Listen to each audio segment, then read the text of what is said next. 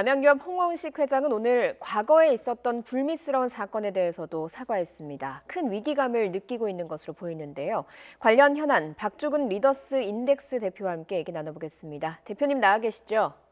네, 안녕하세요. 예, 안녕하십니까. 일단 홍원식 회장이 직접 대면으로 사과를 하면서 경영에서 물러났습니다. 그만큼 좀 위기감을 느낀 거라고 봐야 되겠죠? 네, 그렇습니다. 아까 뉴스에도 나왔지만 2013년도에 그 갑질 논란 때도 홍 회장이 직접 사과를 하지 않았습니다. 그런데 예. 이번에는 이번 불가리 사태는 정말 그 존폐 위기를 느낀 것 같습니다. 특히 그 세종시로부터 생산의 40% 가량을 담당하는 세종 공장의 2개월 영업 정지 처분까지 받은 상태이기 때문에 얼마나 위기감이 눈앞에 다가왔는지를 절실한 느끼고 아마 홍 회장이 직접 사과하러 나온 것 같습니다. 예, 앞서 잠시 언급을 해주셨습니다만 남양유업은 8년 전, 그러니까 2013년에도 직원이 대리점주에다가 욕설을 하면서 물량 밀어내기를 하다가 공분을 사기도 했고요. 또 외손녀의 마약 사건, 그리고 2020년에는 경쟁사를 비방하는 글을 유포한 혐의를 또 받고 있기도 하거든요. 유독 남양유업에서 이렇게 좀 불미스러운 일이 반복되는 것 같습니다. 어떻게 보고 계십니까? 오늘 사과문에서도 그 홍 회장이 직접 얘기를 했듯이 구시대적인 사고의 틀에서 벗어나지 못했다고 오늘 고백을 했습니다. 그러니까 한마디로 말하면 오너라고 해서 독단적으로 경영을 해왔었고 그 예. 오너 경영의 가장 큰 약점은 그 오너들을 견제할 수 있는 장치가 없다는 것입니다. 음. 견제할 장치가 없다 보니 오너들의 독단적인 행동, 그다음에 모럴 해저드에 빠지기 쉬운 구조를 가지고 있는 것이죠. 예, 오너들을 견제할 수 있는 장치가 없다라고 말씀을 해주셨는데 오늘 그 자식에게 경영권을 물려주지 않겠다라고 하지 않았습니까? 이런 것들이 좀 견제하는 장치가 되겠습니까? 일단 그 사안의 심각성 때문에 그 경영권 세습을 하지 않겠다고 발표를 했지만 아마 오늘 발표는 최근 여러 사건들 중에서도 특히 그 장남인 홍진성 상무가 회사 돈을 유용한 의혹 때문에 고임 음. 해직되지 않았습니까? 예. 이것 때문에 발표의 배경이 된 것으로 보이고요. 이 발표가 진정성을 가지기 위해서는 후속 조치를 어떻게 할 것인가에 대해서 좀 지켜봐야 할 것 같습니다. 현재 후속 조치. 남양유업은 예.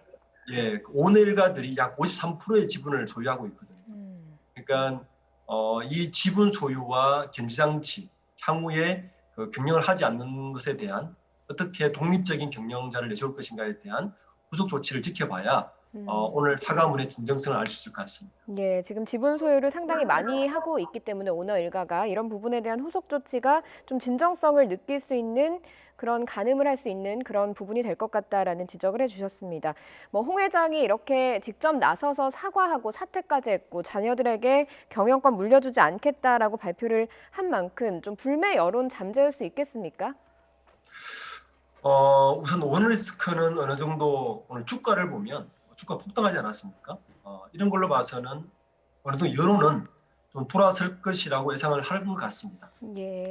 하지만 이 경영권 세습 포기가 남양유업의 경영의 투명성을 얼마나 확보해 줄 것인가가 향후에 그 소비자들의 진정성을 얻는 것에 가늠자가 될 것이고 예. 또한 새로운 공백 상태인 새로운 대표가 어떤 사람이 앉는 것에 따라서 여론이 어떻게 향방이 어떻게 갈 것인가가 판단이 될 것 같습니다. 예, 알겠습니다. 일단 예. 불매 여론이 굉장히 뜨거운 상황입니다만 오늘 뭐 남양유업 주가가 오히려 폭등을 했거든요. 왜 이런 현상이 나타나는 걸까요?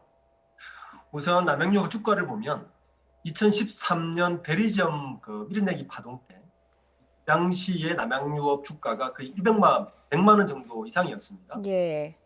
작년에 최저점이 25만 원이었거든요. 그러니까 일단 남양유업에 대한 기업 가치가 저평가되었다는 것이 확실해졌고 그리고 오너리스크가 그 저평가의 주요 요인이었다는 것도 확실해졌는데 음. 오늘 그홍 회장의 사과와 균형권 세습 포기에 대한 이런 부분 때문에 오너리스크가 좀 해소되었다는 것을 시장이 좀 반영이 된 것 같고요. 그리고 남양유업에 대한 기업 가치가 저평가가 일부 시장에서 예. 재반등의 어떤 그 가치로 오늘 시장에 나타난 것 같습니다. 예.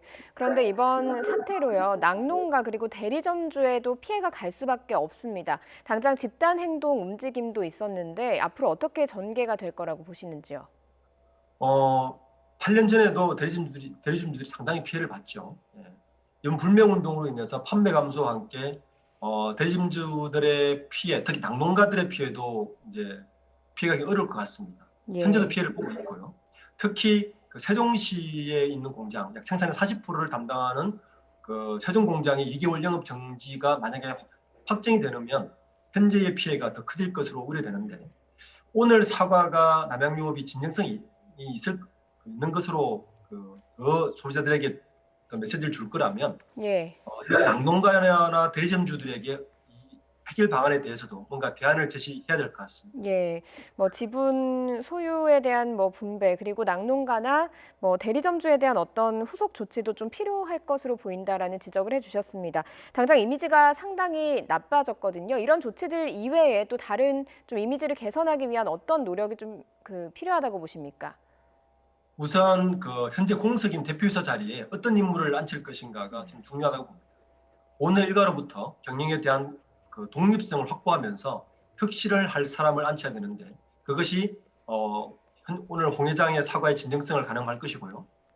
두 번째는 오늘 사과문에서 밝힌 균형권을 물리지 않겠다는 것에 대해서 예. 어떻게 하면 구체적인 그 안을 제시할 것인가가 되게 중요한 것 같습니다. 우선 오늘가가 가지고 있는 53%의 지분을 어떤 식으로 정려나 여러 가지 처분을 할 것인가에 대한 것, 그리고 그 일가에게 양도한 채 전문 경영진을 어떻게 갈 것인가에 대한 이런 구체적인 안이 나왔을 때 오늘 사과의 진정성이 통할 것이고 소비자들은 믿어줄 것 같습니다. 예, 알겠습니다.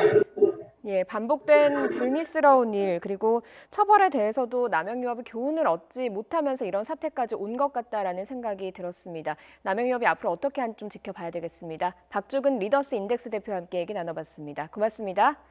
감사합니다.